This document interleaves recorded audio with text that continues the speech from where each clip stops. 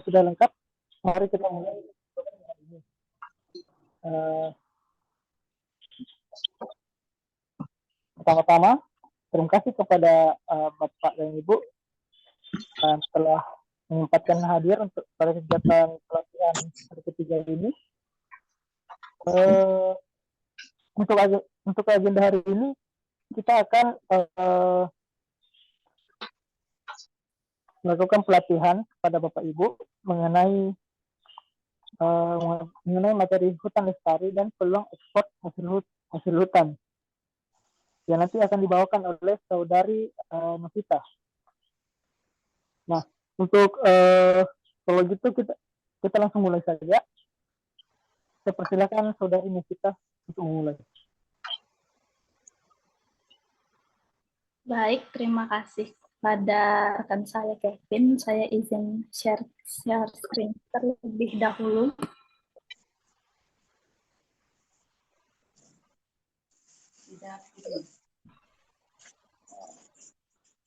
Nah, mungkin boleh bantu diizinkan share screen-nya.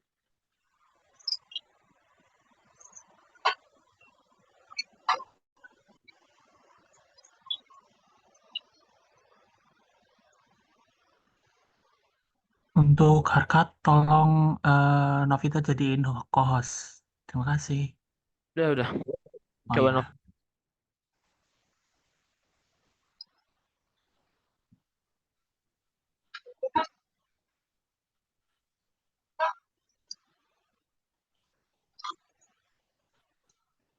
Apakah sudah kelihatan share screen-nya? Sudah kelihatan, Bu. Baik, kita mulai. Sebentar.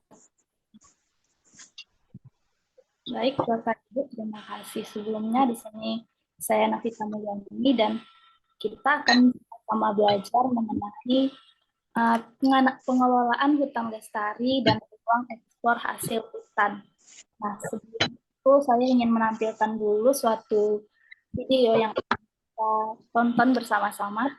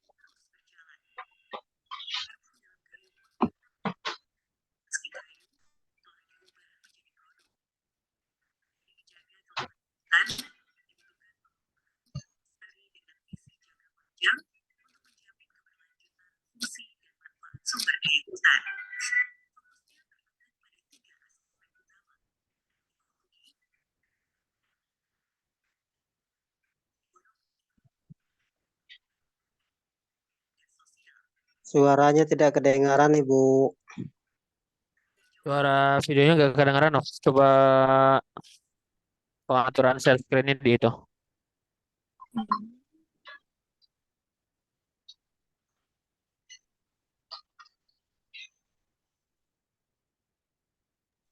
Sebentar ya. Iya.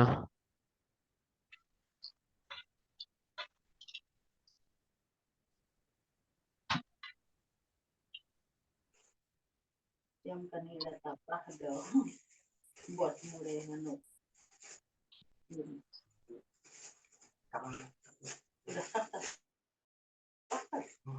Ya, kenapa daw? Dapat itu?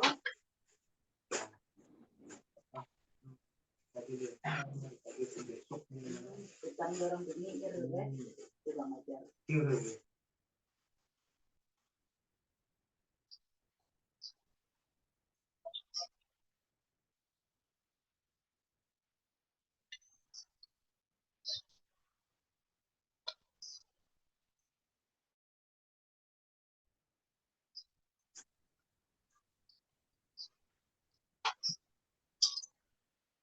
Kalau nggak bisa coba bantu Fatih deh. Fatih bisa coba bantu share screen video nggak? Videonya aja. Halo Fatih, Iya, halo. kamu bisa coba bantu share screen video nggak biar suaranya kedengaran? Jadi kamu yang share screen ya. Itu aku juga nggak tahu sih.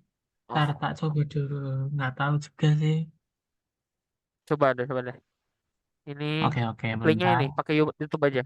Nih, aku share screen. Nah, aku share linknya di Oke, grup ya. Thank you. oke.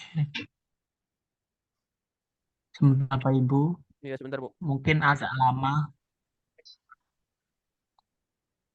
Manage everything and work your job, your white products. The value of this, you don't have to buy 5 softwares to do this. You don't have to be hopping back and forth, but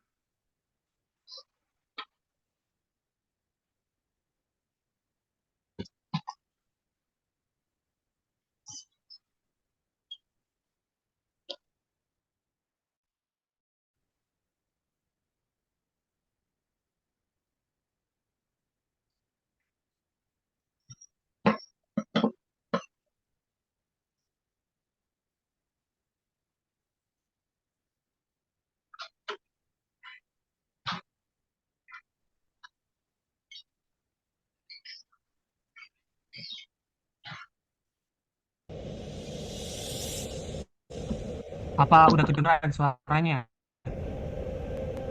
Udah, mantap. Hutan Indonesia memiliki peran besar bagi kehidupan. Di tengah hamparan landscape memesona, hutan menjadi rumah bagi keanekaragaman hayati yang tak terhingga jumlahnya. Hutan menjadi sumber air, sumber makanan, bahkan sumber penghasilan bagi manusia. Jutaan masyarakat hidup dari hutan dan sumber daya alam yang tersimpan di dalamnya, terutama kayu. Kayu menjadi komoditas hutan yang utama dan terbarukan. Pasoknya berasal dari pohon yang tumbuh, dipanen, kemudian ditanam kembali untuk memulai pertumbuhan yang baru. Siklus ini terus berjalan. Karbon dalam kayu pun tetap terjaga meski kayu telah diubah menjadi produk. Demi menjaga kelestarian hutan, dibutuhkan pengelolaan hutan lestari dengan visi jangka panjang untuk menjamin keberlanjutan fungsi dan manfaat sumber daya hutan. Fokusnya terletak pada 3 aspek utama: ekologi, ekonomi, dan sosial. Tanggung jawab ini berada di Direktorat Jenderal Pengelolaan Hutan Lestari atau PHL. PHL hadir di wilayah hutan produksi dan hutan lindung di hamparan bumi Nusantara. Wilayah hutan dikelola secara efektif, efisien, dan berkelanjutan sesuai fungsi pokok dan peruntukannya oleh Kesatuan Pengelolaan Hutan atau KPH. KPH bertugas melakukan pengelolaan hutan lestari dari hulu hingga ke hilir. Agar pengelolaannya terorganisir dan efisien bagi semua pihak, setiap tahap pengelolaan telah terdigitalisasi.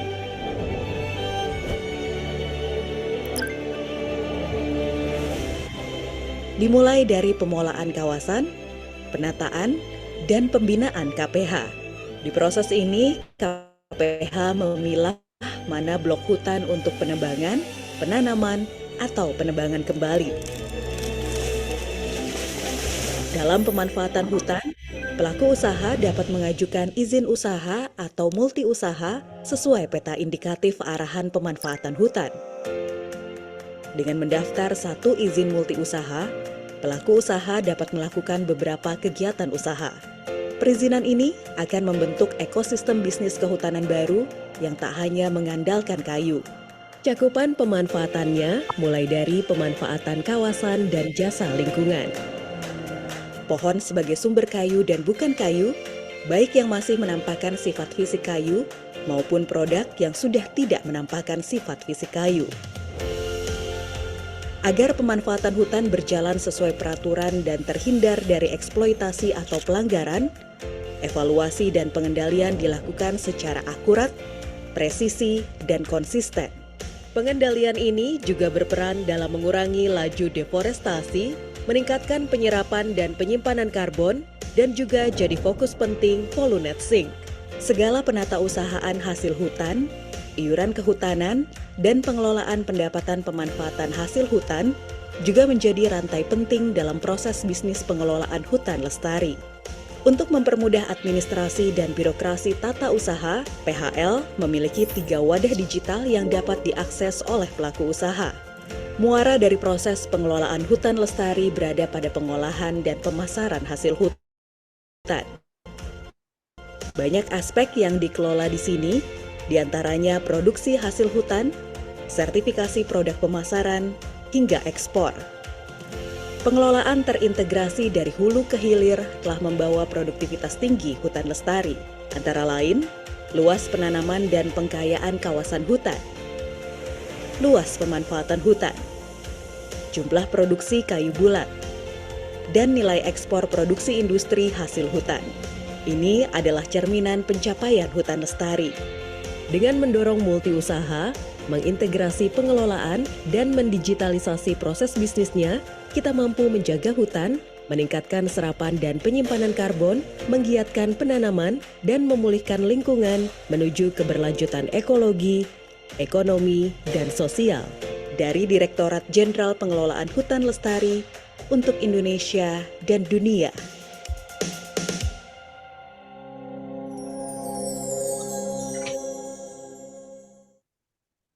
I used to be a corporate lawyer. I was a housewife. I was a lecturer. I Lanjut took sama the Novita. courage. Baik, mungkin saya akan izin lanjut share screen ya.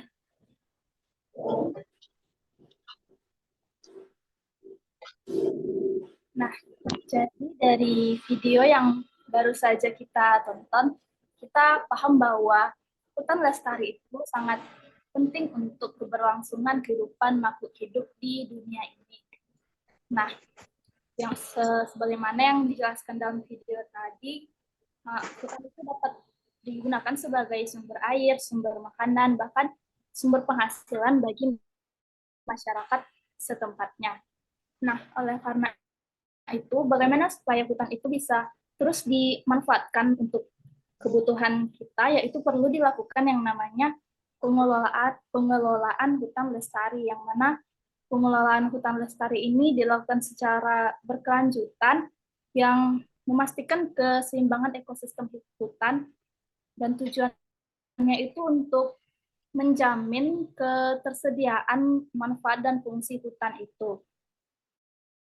Nah, pengelolaan hutan lestari itu ada aspek utamanya, ada 3 tadi yang dijelaskan oleh video yang tadi kita tonton. Pertama itu ada aspek ekologi, ekonomi, dan sosial. Nah, aspek ekologi ini terkait dengan bagaimana pengelolaan hutan lestari itu membantu untuk memulihkan lingkungan, seperti misalnya lingkungan yang sudah terkena deforestasi dan sebagainya. Yang kedua itu aspek ekonomi. Jadi bagaimana pengelolaan hutan lestari itu dapat berfungsi untuk meningkatkan nilai ekonomi ataupun nilai ekspor negara kita. Lalu ketiga ada aspek sosial. Nah, aspek sosial ini terkait pengelolaan hutan lestari itu menjadi suatu sarana bagi masyarakat setempat untuk mendapatkan sumber mata pencarian melalui sumber daya yang dihasilkan oleh hutan itu. Nah, selanjutnya kalau yang tadi ada 3 aspek pokok dalam pengelolaan hutan lestari, ini ada aspek yang untuk mewujudkan pengelolaan hutan lestari. Yang pertama itu ada aspek kepastian dan keamanan sumber daya hutan. Nah, jadi aspek kepastian ini dia mengacu pada aturan-aturan hukum yang sudah ditetapkan. Sedangkan aspek keamanan itu kelanjutan dari kepastian sumber daya yang mengacu pada peraturan yang telah disetujui serta tata cara penerbitan kawasan dengan perencanaan yang sesuai. Yang kedua yaitu ada aspek kesinambungan produksi. Jadi bagaimana proses produksi yang bahannya itu kita ambil dari hutan, dia seimbang dengan pengelolaan hutan lestari. Maksudnya adalah sumber daya yang diambil itu tidak mengganggu kelangsungan dari hutan itu. Jadi harus ada perhitungan mengenai seberapa sumber daya yang dapat diambil agar tidak terjadinya kerusakan pada hutan. Nah, selanjutnya ada aspek konservasi flora, fauna, dan keanekaragaman hayati, serta berbagai lini fungsi hutan bagi lingkungan. Nah, proses konservasi ini mengacu pada kondisi hutan yang buruk atau yang sudah rusak sebagai tempat tinggal dari habitat-habitat flora fauna yang ada di hutan tersebut. Selanjutnya itu ada aspek manfaat ekonomi bagi pembangunan bangsa dan partisipasi masyarakat. Nah, mirip seperti yang tadi juga, pengelolaan hutan lestari itu dapat meningkatkan nilai ekonomi suatu negara sehingga memicu pembangunan bangsa dan partisipasi masyarakat itu. Pengelolaan hutan lestari pastinya butuh partisipasi dari masyarakat setempat untuk mau bekerja sama dengan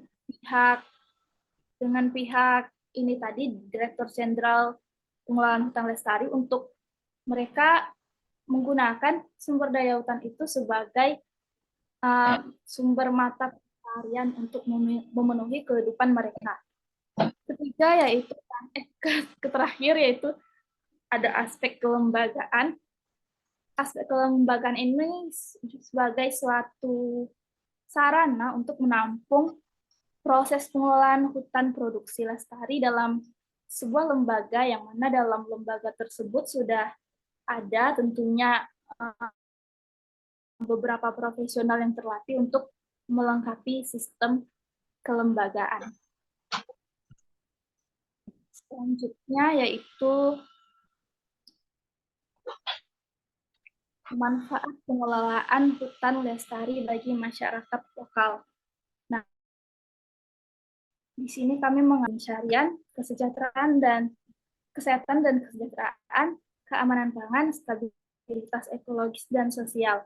Nah, sumber mata pencarian ini seperti tadi yang dijelaskan, masyarakat itu memperoleh pekerjaan dari berbagai sektor kehutanan yang ada, seperti misalnya penanaman, pemeliharaan, dan panen hasil hutan. Nah, banyak sumber daya hutan yang dapat dijadikan suatu usaha, contohnya seperti misalnya kayu, getah, buah-buahan, tanaman obat, dan lain-lain. Yang kedua itu ada keamanan pangan.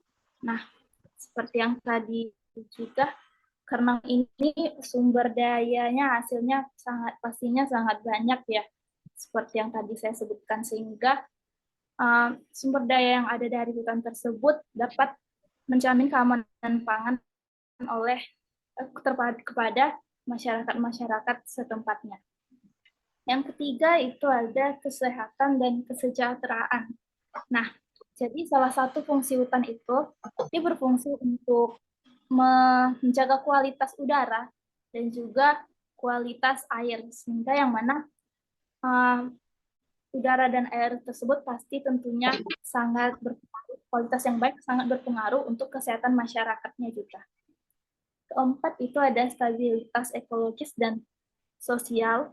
Jadi hutan itu seperti yang kita tahu juga dapat melindungi dari bencana-bencana yang ada, baik itu bencana alam maupun bencana yang bukan alam, seperti misalnya tanah longsor, banjir, dan erosi. Jadi dengan adanya pengelolaan hutan lestari itu dapat meminimalisir atau sebagai mitigasi terjadinya bencana.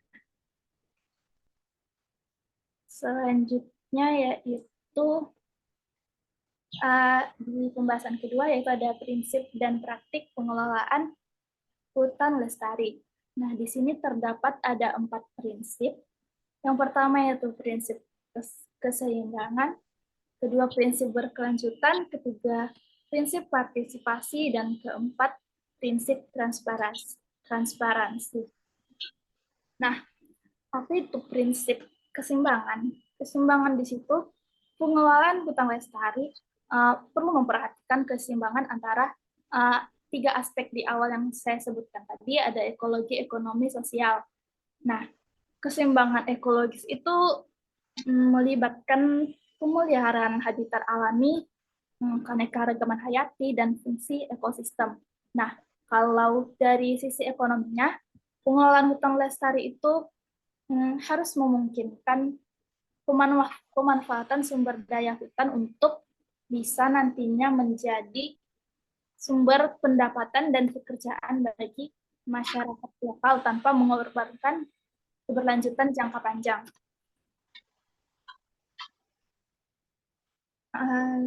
Selanjutnya yaitu ada prinsip berkelanjutan. Nah, jadi pengelolaan hutan lestari itu menekankan pada penggunaan sumber daya hutan yang dia tidak melebihi dari kapasitas regeneratifnya. Maksudnya itu pohon-pohon yang sudah ditebang untuk kebutuhan produksi itu seharusnya dilakukan penanaman kembali atau yang biasa kita kenal dengan sebutan reboisasi. Selanjutnya ada prinsip transparansi. Prinsip transparansi itu terkait dengan bagaimana pengelolaan hutan lestari itu ada keterbukaan informasi, akuntabilitas dari semua pihak yang terlibat. Jadi semua keputusan, rencana, ataupun tindakan yang dilakukan dalam pengelolaan hutan lestari itu dapat diketahui oleh semua pihak yang terlibat, termasuk juga kepada masyarakat lokal, pemerintah, organisasi non-pemerintah, dan organisasi non-pemerintah. Nah, selanjutnya yaitu dampak lingkungan dari pengelolaan hutan. Pertama itu ada dampak positif. Tentunya pengelolaan hutan yang baik itu berdampak positif terhadap lingkungan. Misalnya, hutan dikelola secara berkelanjutan, dia mampu menyerap karbon dioksida. Yang mana ini dapat berperan penting sebagai mitigasi dari fenomena perubahan iklim. Selain itu juga hutan berfungsi sebagai penyimpan air alami, membantu kualitas air dengan menyaring polutan dan mengatur aliran air sehingga mengurangi risiko banjir dan kekeringan. Selain itu juga hutan menyediakan habitat bagi banyak spesies tentunya, yaitu ada keanekaragaman hayati dan flora fauna lainnya. Kedua, itu ada dampak negatif. Dampak negatif ini timbul dari pengelolaan hutan yang tidak berkelanjutan yang dia menyebabkan kerusakan lingkungan, seperti misalnya deforestasi, yaitu pembukaan lahan dalam skala yang besar, dan penebangan liar yang mengakibatkan hilangnya habitat yang dampaknya itu mengancam spesies flora dan fauna.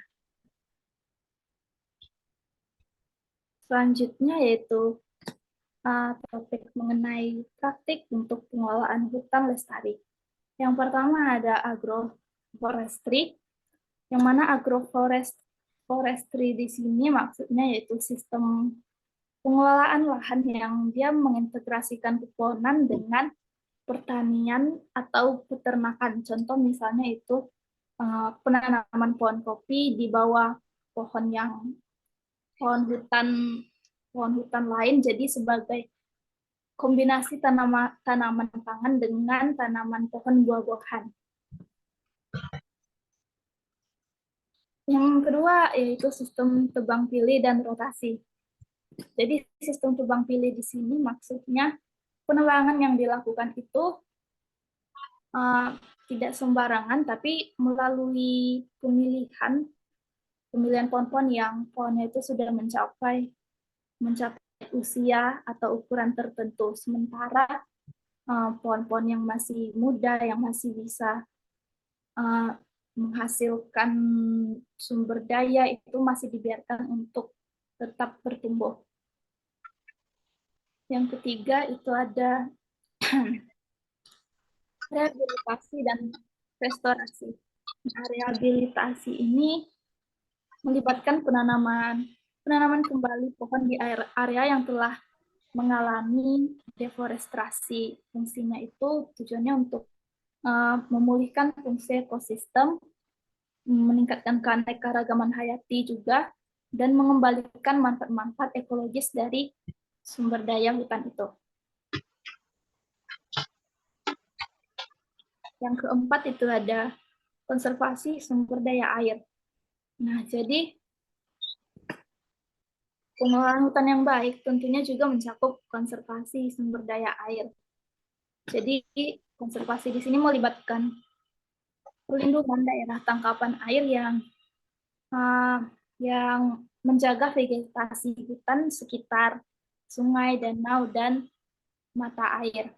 Nah, lalu pembuatan terasering di lahan miring juga membantu mengurangi aliran permukaan dan meningkatkan penyerapan air ke dalam tanah sehingga dapat mencegah erosi dan banjir. Selanjutnya yaitu, nah ini kita masuk pada kerajinan kayu sebagai komoditas ekspor. Nah, di sini saya menunjukkan beberapa industri kerajinan kayu, yaitu ada seperti berupa perabotan, ukiran, peralatan rumah tangga, dan produk dekoratif lainnya. Nah, jadi sebenarnya negara kita, Indonesia, itu punya potensi yang besar dalam industri kerajinan kayu. Nah, di industri kerajinan kayu ini tentunya ada UMKM-nya, yang UMKM-nya ini berpotensi signifikan untuk pertumbuhan ekonomi lokal, sehingga menjadi lapangan pekerjaan juga bagi masyarakat setempat.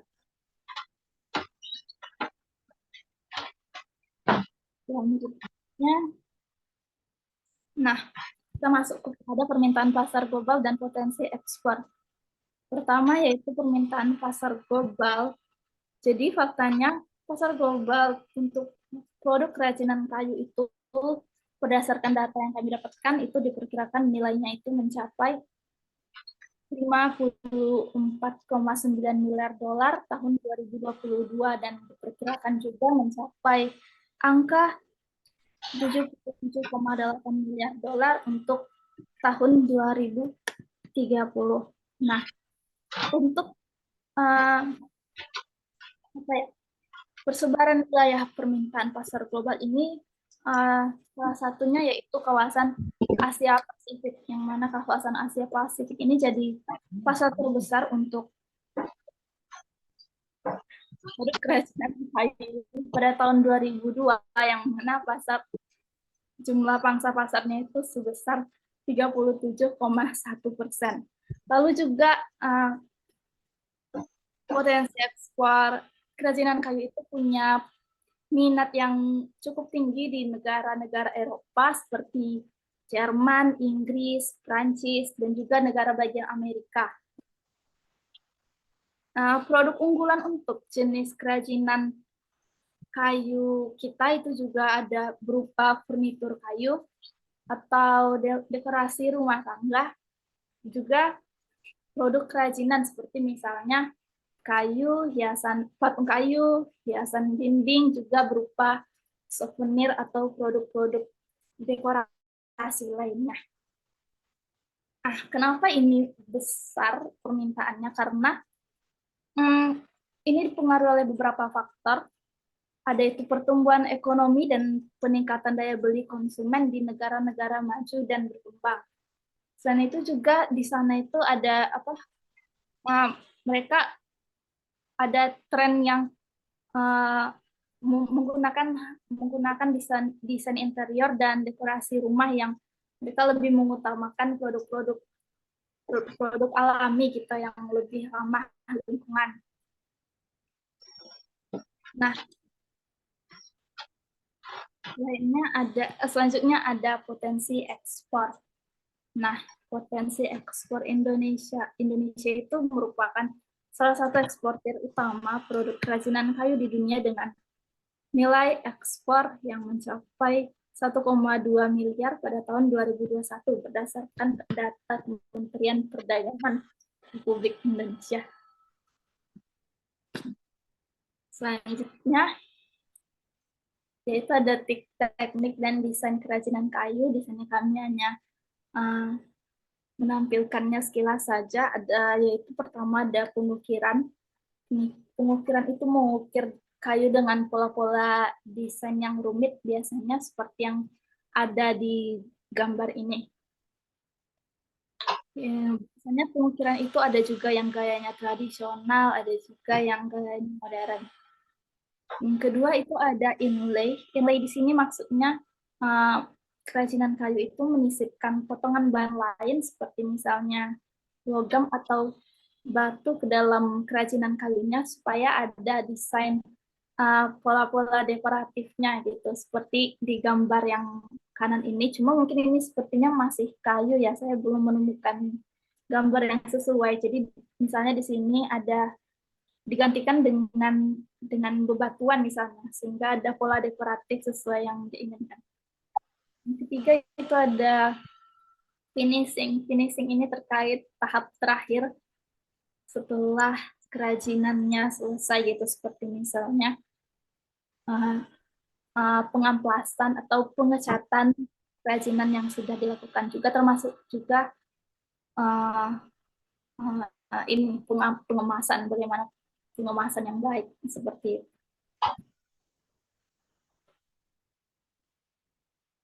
Nah, lalu lanjut kepada topik potensi hasil hutan bukan kayu sebagai komoditas ekspor. Nah, jadi hasil hutan bukan kayu itu segala sumber daya hutan yang bukan kayu. Gitu. Maksudnya seperti misalnya berupa buah-buahan gitu. Nah, jadi sebenarnya hasil hutan bukan kayu ini punya nilai ekonomi yang tinggi juga, dan dia dapat diolah menjadi banyak jenis produk yang punya nilai tambah, seperti misalnya jadi minuman, jadi makanan, jadi bahan baku industri. Sehingga sebenarnya hasil hutan kayu itu dia lebih ramah lingkungan dibandingkan hasil hutan kayu, dan juga pasar ekspornya juga tinggi. Nah, di sini kami mengambil 4 saja contoh dari hasil hutan bukan kayunya. Pertama itu ada kakao, kopi, karet, dan kelapa. Seperti gambar yang tertera dari kiri ke kanan. Nah, selanjutnya yaitu permintaan pasar global dan potensi ekspor dari hasil hutan bukan kayu. Nah, jadi faktanya menurut data yang kami dapatkan, nilai perdagangan global hasil hutan bukan kayu itu tahun 2017 mencapai angka 88 miliar dan meningkat 70 miliar tahun 2010. Lalu Organisasi Pangan dan Pertanian Dunia juga memperkirakan nilai perdagangan global HHBK itu akan mencapai angka 120 miliar pada tahun 2025.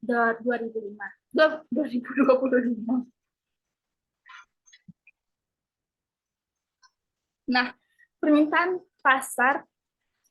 permintaan global yang paling banyak untuk hasil hutan bukan kayu ini yaitu dari wilayah Asia dan Pasifik, yang mereka punya permintaan HHBK-nya itu mencapai nilai 35 miliar pada tahun 2017. Yang kedua yaitu ada negara Eropa. Eropa itu nilai perdagangan HHBK-nya juga tinggi, mencapai 30 miliar tahun 2017. Selanjutnya ada negara Amerika Utara yang di sana itu pasarnya juga berkembang pesat untuk hasil hutan bukan kayu ini. Nah, lalu selanjutnya ada potensi ekspor. Negara kita, Indonesia tercinta ini eksportir utama loh dalam produk hasil hutan bukan kayu di dunia yang mencapai 1,7 miliar pada tahun 2020 berdasarkan data Kementerian Perdagangan Republik Indonesia. Nah, produk unggulan untuk hasil hutan bukan kayu kita itu ada banyak seperti minyak hatsiri, minyak kayu putih, minyak cengkeh, minyak pala, dan lain-lain. Juga ada juga hasil hutan bukan kayu yang dia berupa tanaman obat dan rempah-rempah yang juga tentu saja menjadi potensi produk unggulan karena nilai perdagangan globalnya itu juga cukup tinggi, mencapai 3,2 miliar pada tahun 2017. Selanjutnya faktor pendorong apa sih yang mendorong HHBK ini diminati di pasar global, yaitu tren gaya hidup sehat dan permintaan produk yang organik atau alami yang lebih ramah lingkungan juga. Kedua, itu karena peningkatan kesadaran akan kelestarian hutan dan pengelolaan hutan lestari. Selanjutnya itu banyaknya saat ini industri domestik sehingga yang bahannya itu banyak berasal dari hasil hutan bukan kayu. Nah, selanjutnya kita masuk kepada teknik pengolahan hasil hutan bukan kayu. Mungkin di sini kami hanya akan sekilas saja. Pertama itu pengolahan kakao. Tentunya pasti dimulai dengan pemilihan dan panen buah kakao itu. Biasanya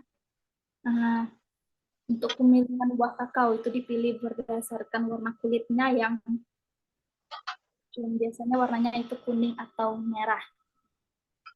Nah, selanjutnya itu ada tahap fermentasi. Jadi dalam tahap fermentasi ini, biji kakao itu dikeluarkan dari buahnya lalu ditempatkan pada kotak fermentasi yang ditutupi dengan daun pisang biasanya. Tujuannya itu untuk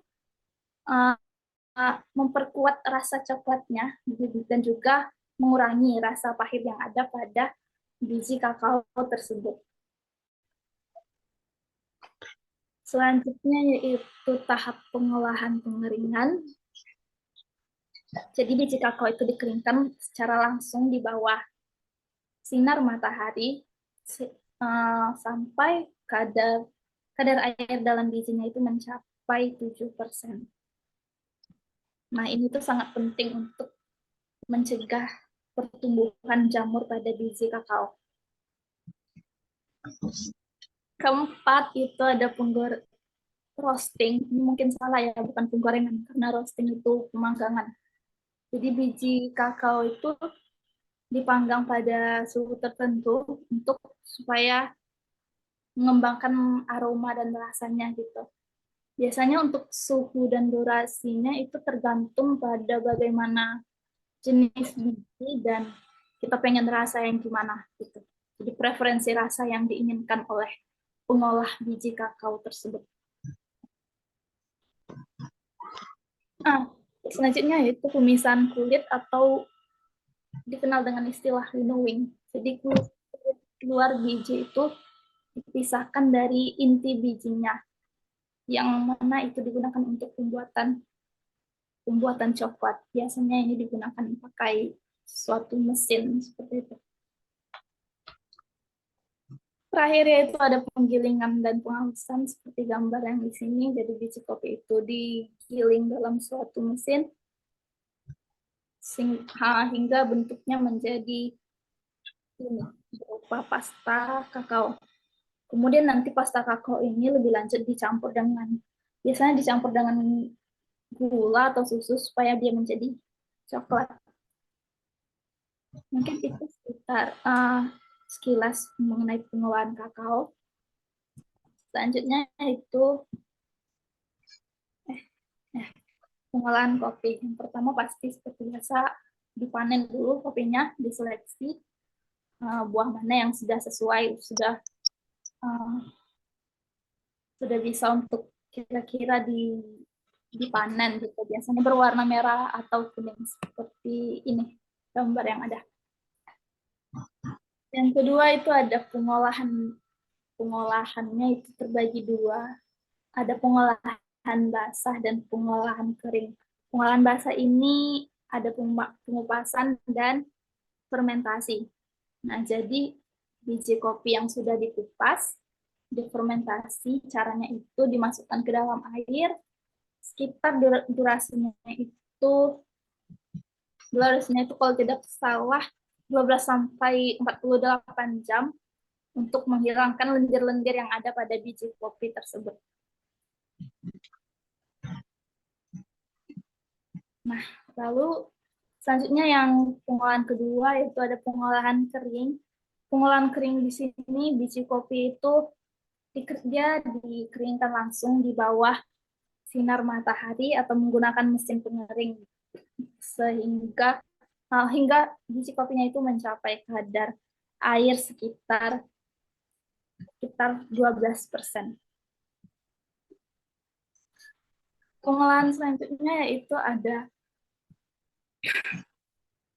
pengupasan kulit. Nah, jadi kulit yang masih tersisa pada biji kopinya itu dikupas kembali menggunakan mesin yang namanya mesin puller. Selanjutnya itu ada sortasi dan grading. Sortasi ini maksudnya itu penyortiran. Jadi biji kopi itu disortir berdasarkan ukuran, berdasarkan berat, dan juga berdasarkan kerusakannya. Untuk grading itu maksudnya adalah kopi itu dikelompokkan menjadi beberapa kelompok itu tuh berdasarkan kualitasnya tadi. Berdasarkan misalnya kalau dia cacat, dia barang yang cacat-cacat lainnya. Kalau dia bagus, dia barang yang bagus. Jadi dikelompokkan seperti itu. Selanjutnya ada roasting, yaitu pemanggangan. Jadi biji kopi itu dipanggang dalam suhu tertentu supaya aroma dan rasanya itu lebih terasa gitu. Suhunya itu, suhu durasi roastingnya itu, durasi pemanggangan itu juga seperti yang tadi disesuaikan dengan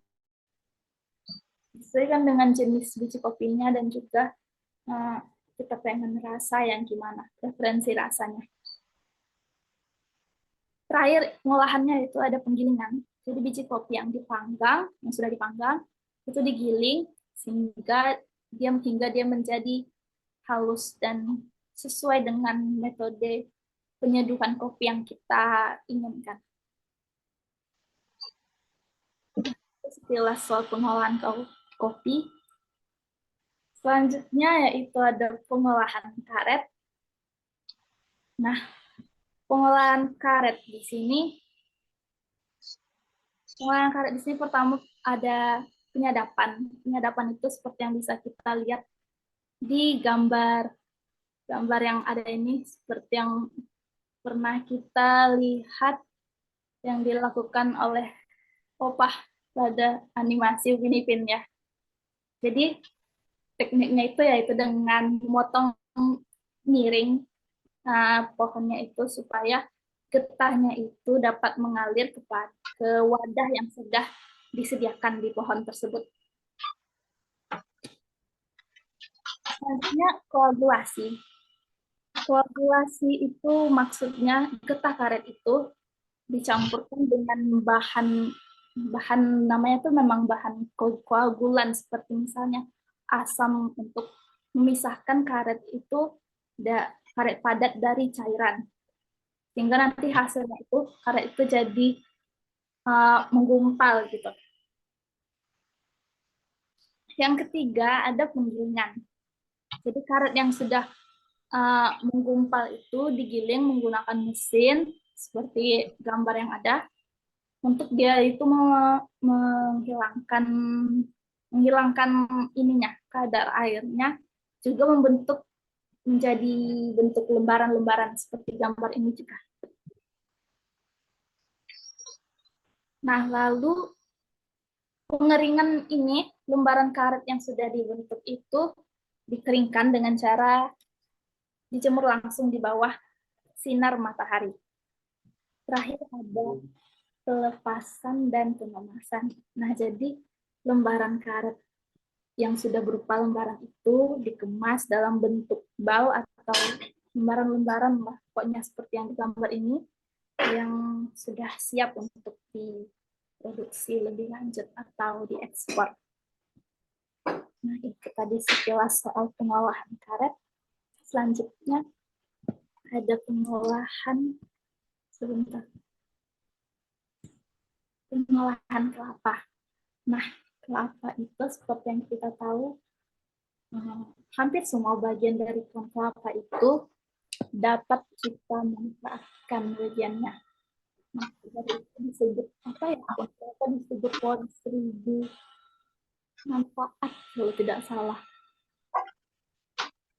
Tapi di sini kami hanya akan mengambil beberapa saja dari bagiannya. Ada 4, yaitu pertama minyak kelapa, air kelapa, sabut kelapa, dan kelapa parut.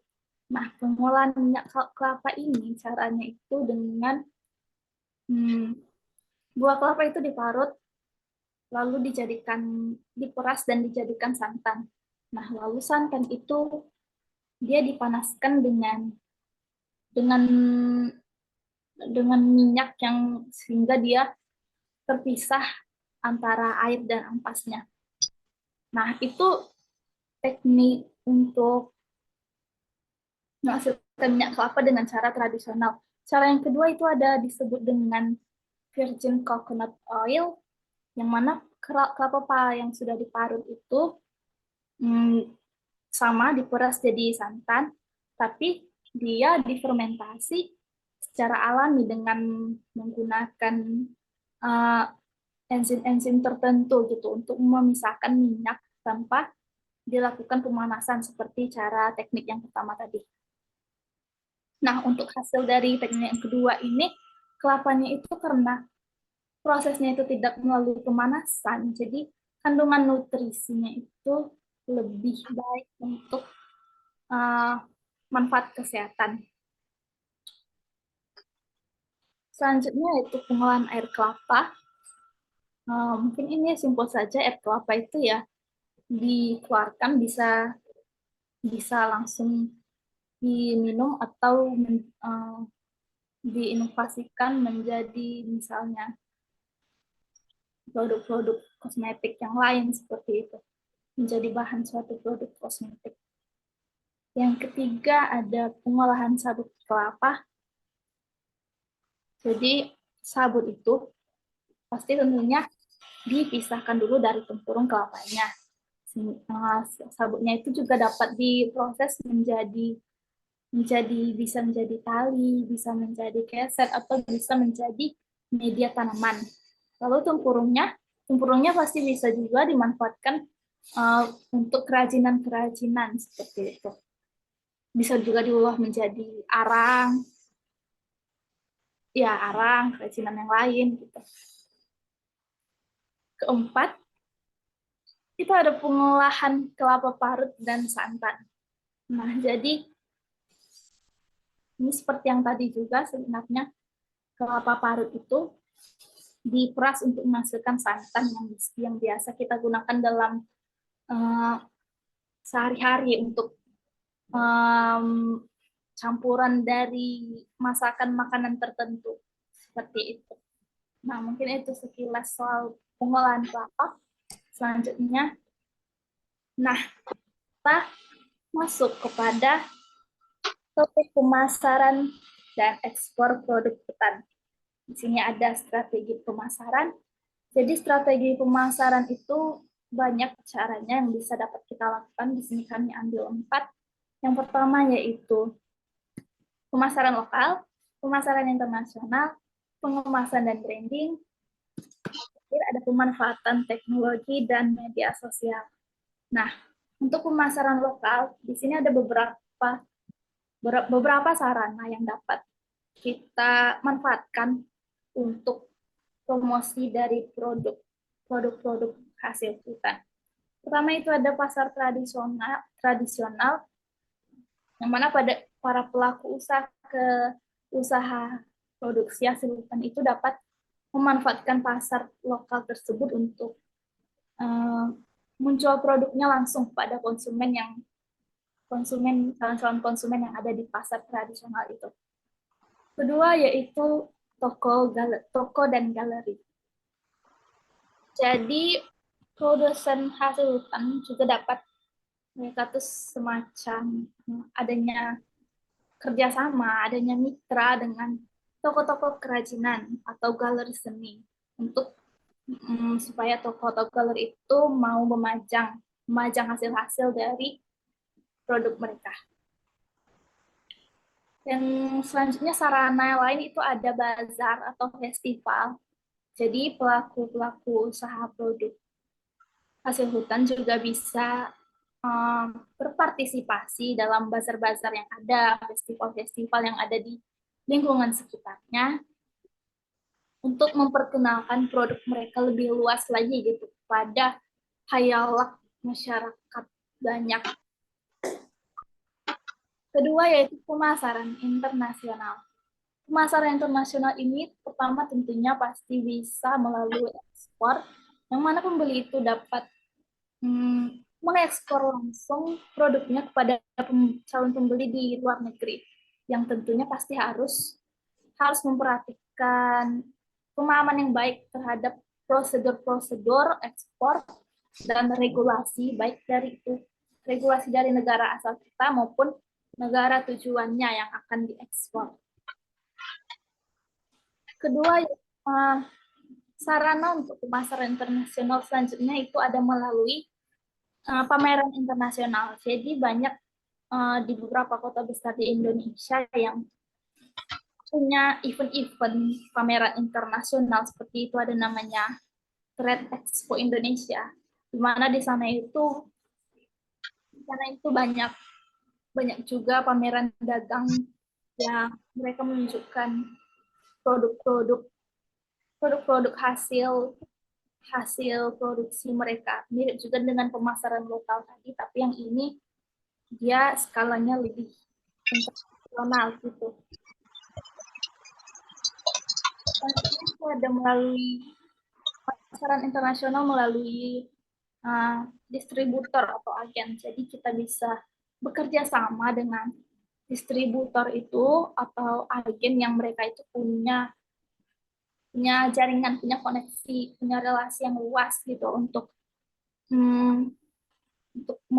memasarkan produk-produk kita. Jadi seperti menjalin kerjasama seperti itu.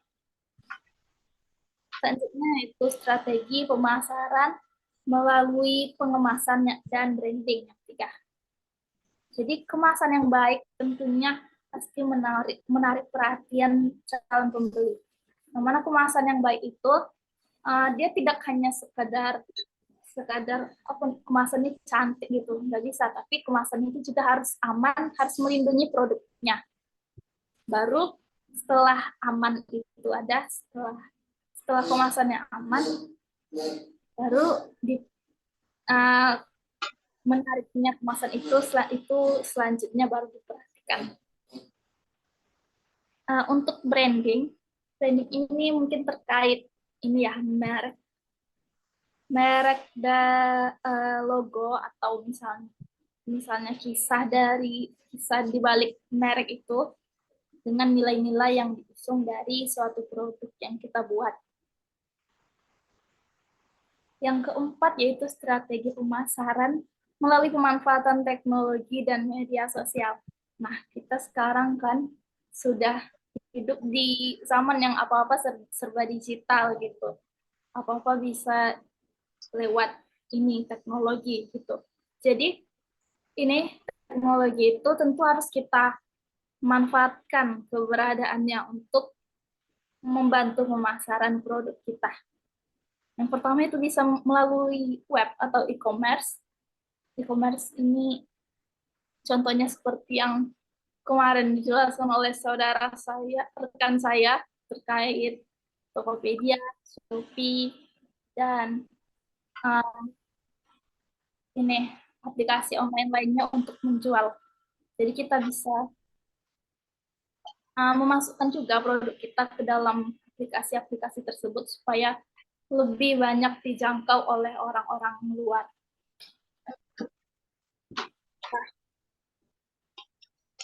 Untuk media sosial, dapat digunakan seperti media sosial Instagram, Facebook, TikTok, Pinterest, untuk bisa lebih.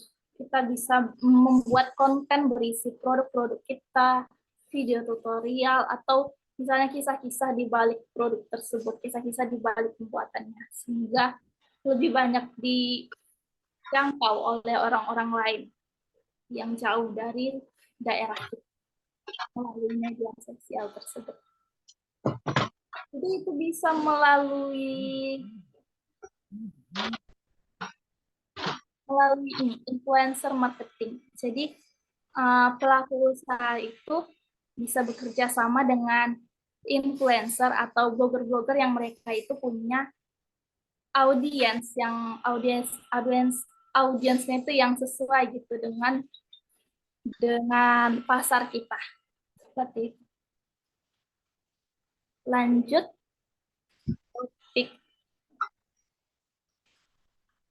topik terakhir yaitu mengenai tantangan dan peluang dalam ekspor kerajinan kayu dan hasil hutan bukan kayu. Nah, yang pertama itu ada tantangan. Tentu saja ada tantangan dalam kerajinan kayu dan hasil hutan bukan kayu ini. Pertama itu ada kualitas standar produk, biaya produksi dan pengiriman. Ketiga ada persaingan pasar. Nah, kualitas standar produk ini tentu menjadi tantangan yang perlu dia perhatikan juga, karena ada standar yang harus dipenuhi supaya produk kita itu diterima dan dapat bersaing di pasar-pasar global gitu. Dan juga banyak pasar internasional itu yang mereka punya standar atau sertifikasi, seperti ada yang namanya Forest Stewardship Council, yang mana produk yang akan diekspor itu mereka harus punya sertifikasi itu untuk menjamin sumber daya produk itu berasal dari sumber daya yang dikelola secara lestari. Selanjutnya yaitu ada biaya produksi dan pengiriman. Nah, jadi biaya ini tentu menjadi tantangan itu untuk semua usaha, tidak hanya usaha hasil kayu saja. Karena tentunya biaya produksi itu kan mencakup biaya untuk bahan baku dan tenaga kerja.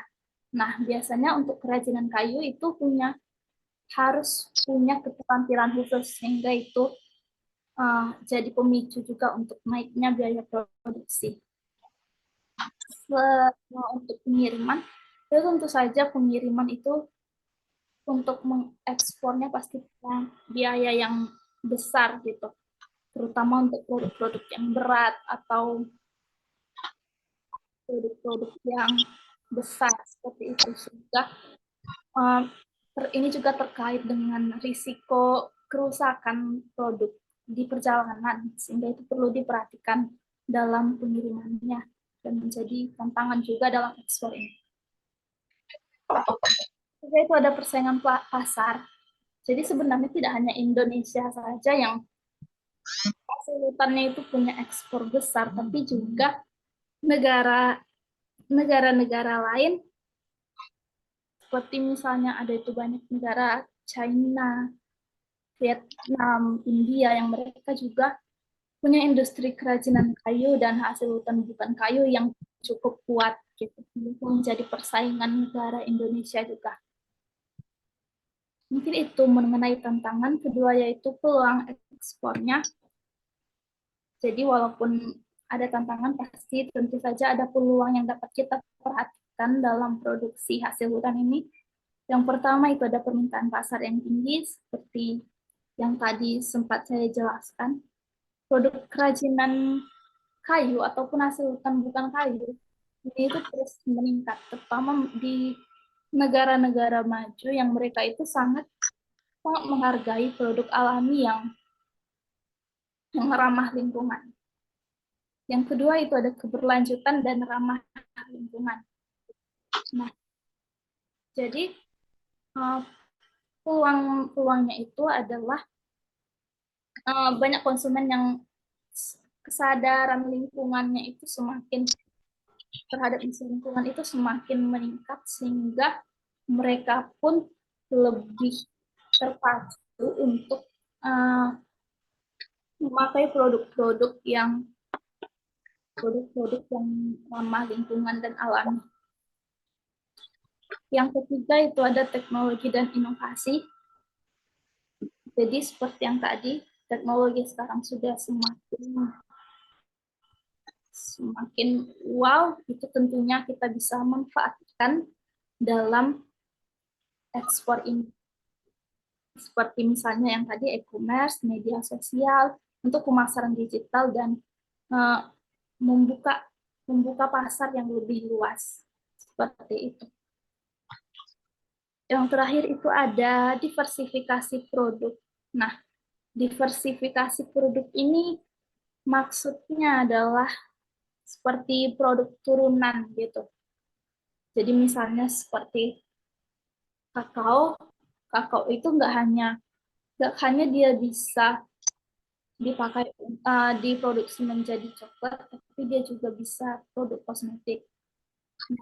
Nah, itu juga kelapa tadi itu kan banyak bagian yang bisa dimanfaatkan, ada buah kelapanya, ada air kelapanya, ada sabut dan sebagainya. Itu maksudnya diversifikasi produk itu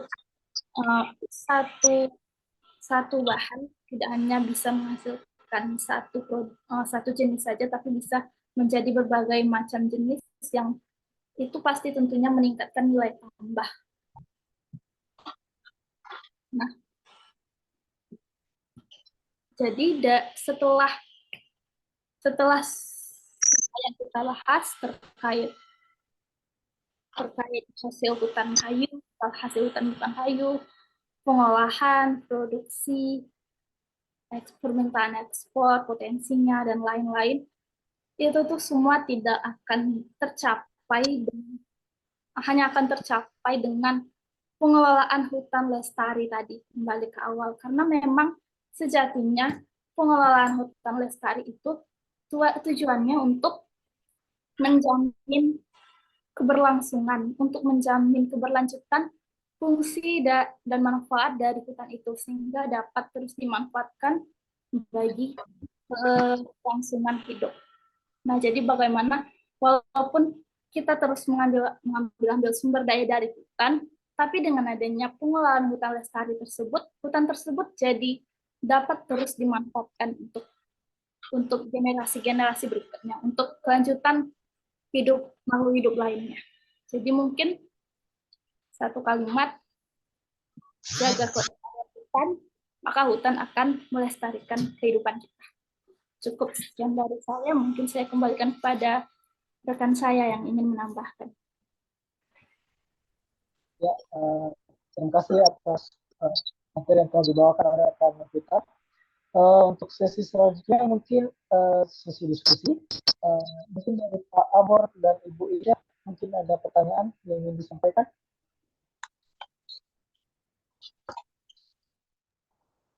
Nggak ada Pak, lanjut ya Pak. Oh, ya. Kalau dari Ibu Ida? Tidak ada juga, Pak.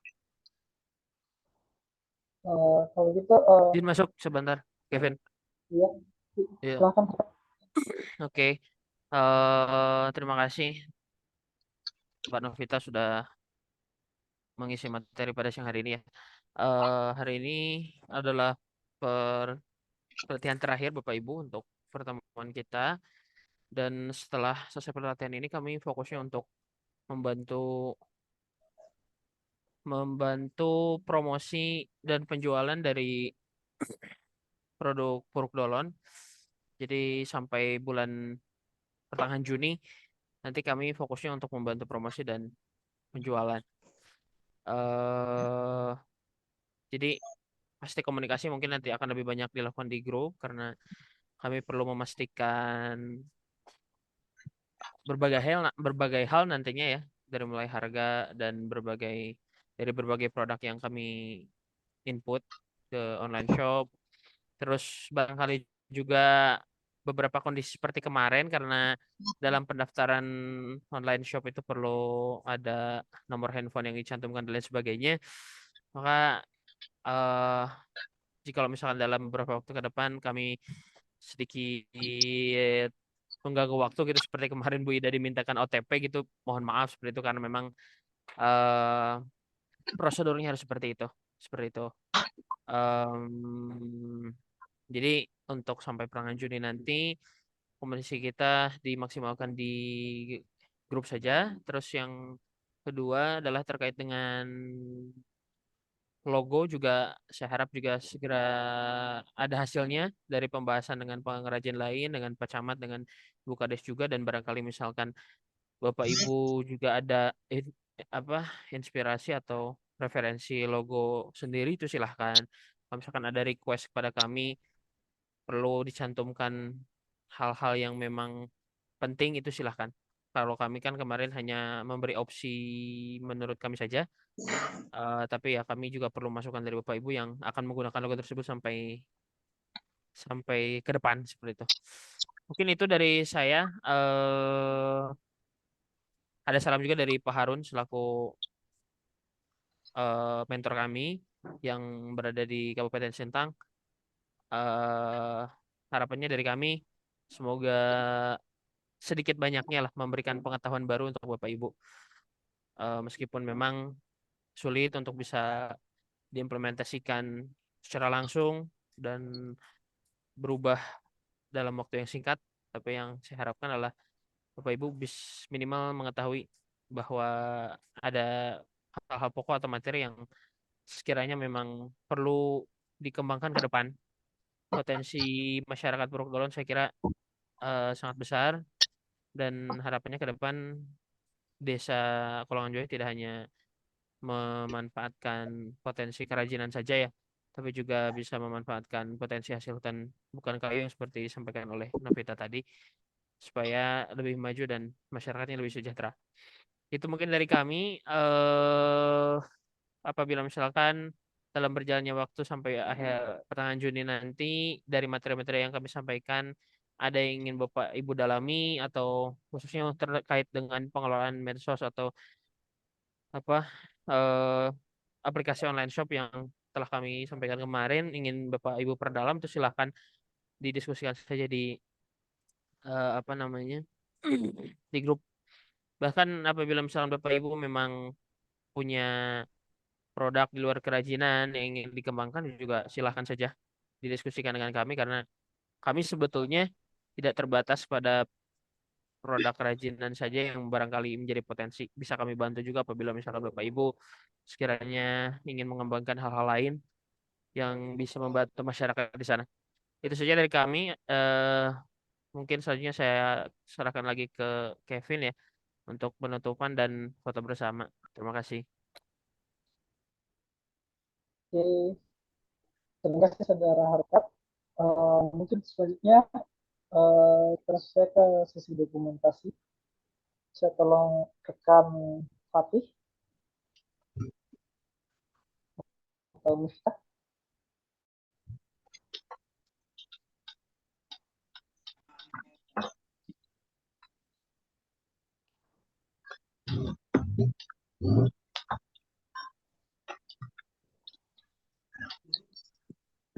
Miftah bisa?